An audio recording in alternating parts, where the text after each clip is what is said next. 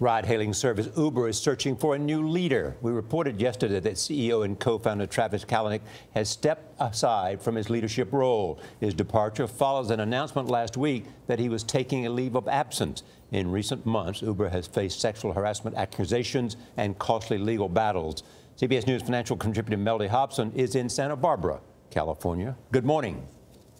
Good morning, Charlie. So the question is, with lots of reports, what happened to him? What led to his downfall? And did he resign or was he pushed?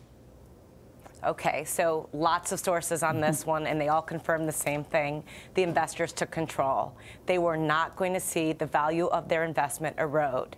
I am told it was a tough conversation. And at the end of the day, he was ultimately told they weren't going to stop, and he was convinced that it was in the best interest of the company for him to resign. He's got a huge stake in the success of the company, so. Huge stake. So he reportedly owns 10% of the company. That's worth $7 billion just to him, the $70 billion valuation on this company.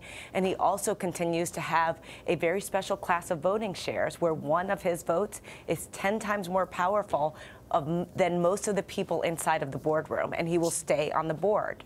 Mellody, Sheryl Sandberg's name, as you know from Facebook, keeps coming up. What are the chances, as a possible replacement, what are the chances realistically do you see that happening? And what does a company need right now in a new leader? So I talked to multiple sources around Sheryl. Zero chance that she's leaving Facebook.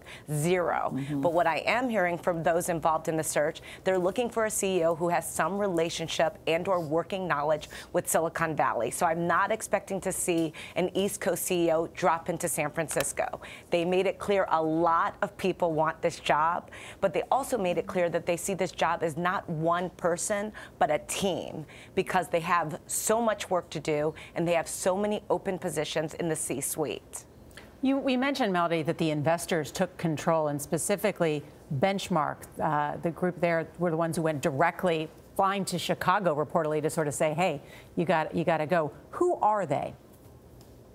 They're a firm in Silicon Valley, well-regarded, great reputation, and they coalesced, reportedly, a number of the other investors, including the big mutual fund giant, Fidelity, and they said, you know, together, these are the steps that we're going to take. What I understand is they had plan A, B, C, but they only had to go with plan A.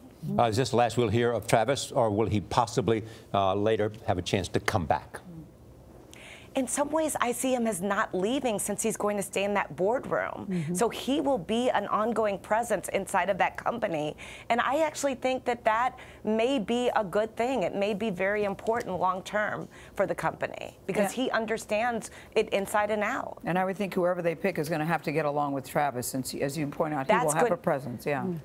They have to understand that's going to be hard. That makes it harder to recruit because you have that founder still sitting across from you, and you may be second guessed. So you're going to have to hold your own in that room. All right, Mellody, it's a very interesting story, and certainly to be continued. Thanks a lot. And Apple's Steve Jobs and Twitter's Jack Dorsey have come back. We're out and then they're back again. So it can happen.